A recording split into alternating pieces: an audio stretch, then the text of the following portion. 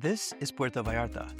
And last week, Puerto Vallarta looked like this. Now to the latest on that violence in Mexico. A wave of violence, closing airports and canceling cruise ship stops. Now, I'm not Mexican, but I did go to Puerto Vallarta when I was about 10 years old, and it did not look like that. So naturally, I had to figure out, how is it that one of Mexico's most popular tourist destinations could become a hotspot of cartel violence? Before I answer that, I want to be clear, this is not a fear-mongering video. And in fact, right now, Puerto Vallarta looks like this. This is a photo that was posted on Reddit by a Canadian tourist this morning, and he was showing everyone how normal it all looks there.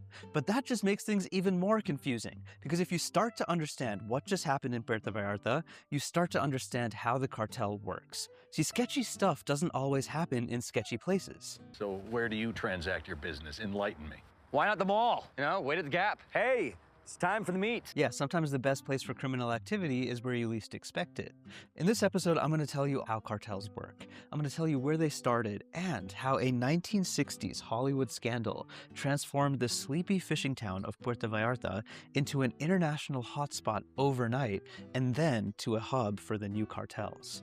It's about to get weird, so buckle up. And as always, I'm going to paint as I do it. So let's dive in. And to really understand this, you kind of have to go back to the origins of Puerto Vallarta. And if you're thinking, wait, I just clicked on this video because I want to learn about cool, exciting cartel stuff, just bear with me, it'll make sense in a second. Long before it became a resort town, the land around Puerto Vallarta was home to indigenous groups that were connected to the broader Aztlan culture.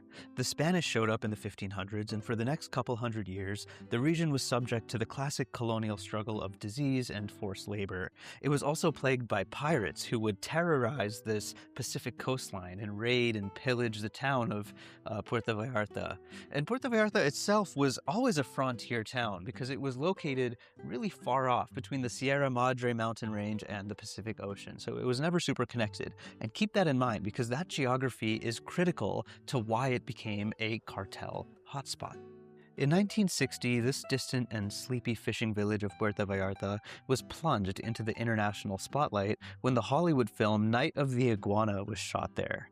Now, the film itself was kind of controversial. It covers themes of homosexuality and relationships that are kind of questionable. There was also a 16-year-old girl who fell in love with an old man, so that was a thing too. You're going to marry me, Larry.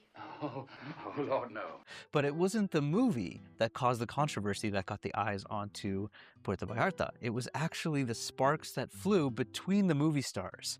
You see, Elizabeth Taylor and Richard Burton, two major Hollywood stars, were married to other people at the time, and during the filming of this movie, they made their affair public. So their affair became one of the most infamous scandals in the world at the time, and even the Vatican weighed in on it, saying, an insult to the nobility of the hearth, whatever that means, and an erotic vagrancy, which is also just a weird term for anything, really. But the press went wild. American paparazzi from the US, actually camped out in boats on the Pacific Ocean just offshore of Puerto Vallarta, just trying to get shots of this new couple and their affair.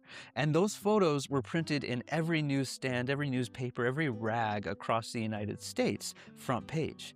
But this had a very unintended effect because all around the world, millions of people saw those photographs of the beautiful cliffs, the glowing jungles, and the shimmering beaches of Puerto Vallarta. And enterprising minds thought, wow, I could really open a resort there, and maybe a few zip lines too.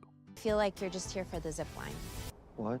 And at the same time, a very different group were looking at the same region for a much more sinister reason. So this is probably where I should talk about the cartel. The cartel isn't one thing, it's a collection of different organizations that are all involved in the production and trafficking of drugs, especially to the United States. So while Elizabeth Taylor and Richard Burton were getting freaky in Puerto Vallarta in the 1960s, the cartel was just a seedling. It was primarily small-scale marijuana and opium farmers in rural Mexico. So farmers in these regions were often poor, and honestly, drug crops just sold for more money than corn and beans. So at first, there was no organized cartel system.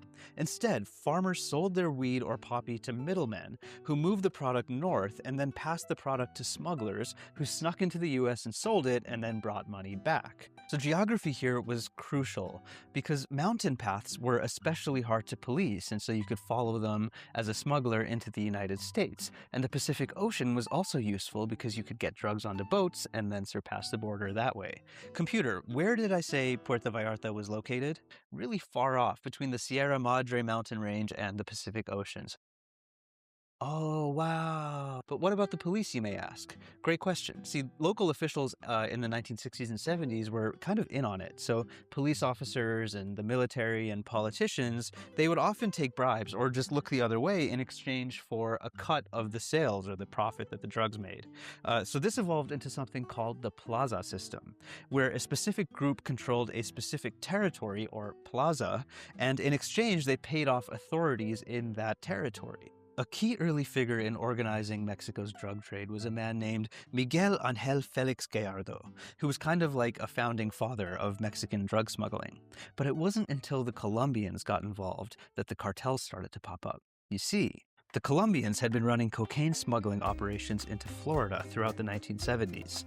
When the DEA cracked down on Miami's drug trade in the early 80s, the Colombian cartel started running through Mexico, and Gallardo became the guy who got the drugs into Mexico, up the country, and then across the border to the US.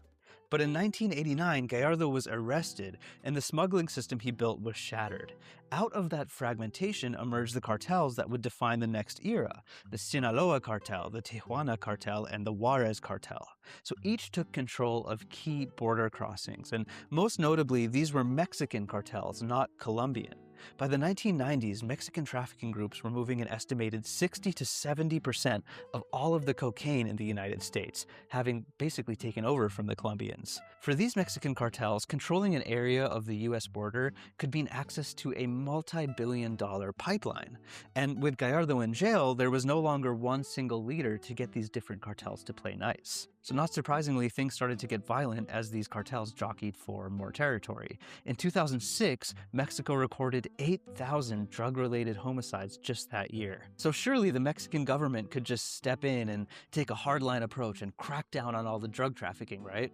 Well, if you thought that, my friend, you could be the next president of Mexico, because that's exactly what President Felipe Calderón did back in 2006. He deployed tens of thousands of troops across the country, but something crazy happened. Over the next few years, homicides tripled to almost 27,000 murders in 2011. See, rather than eliminating the cartels, the military crackdown fragmented them, and you had all of this infighting and all of these smaller cartels that were fighting amongst each other, leading to more violence. It's very counterintuitive. I thought that was so interesting. And here is where we get back to Puerto Vallarta.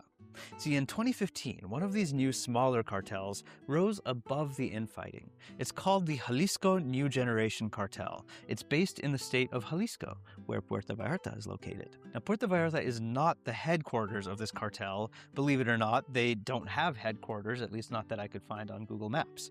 But Puerto Vallarta checks all of the boxes for what the cartel needs to be able to fly under the radar. Easy access to coastal trafficking routes, endless inbound and outbound international flights and cruises, and lots of money washing around and flowing freely through the local economy. So the leader of this cartel was a guy named El Mencho, and he's the guy who was killed by the Mexican military in Puerto Vallarta last week. This kicked off a wave of violence throughout Mexico's western state of Jalisco, with organized crime groups setting buses on fire and blocking roads and continuing conflicts with the military. So what happens now? Well, on the surface, everything's kind of already gone back to normal. So remember that photo I showed? That was from, like I said, this very morning. And strangely enough, that's just how it works. See, cartel violence is kind of like an earthquake. Sometimes it shakes up and everything spills over, and then there are a few aftershocks, and then it all kind of settles back down. But if you look deep enough, there are still tremors within the earth, deep down, like in the plates. With the death of El Mencho, there is a power vacuum in the Jalisco New Generation Cartel, and it's impossible to know how things are going to shake up. But at least for the time being, Puerto Vallarta is returning to that idyllic resort town. Thank you for watching, and I'll see you next time on Painting the Past.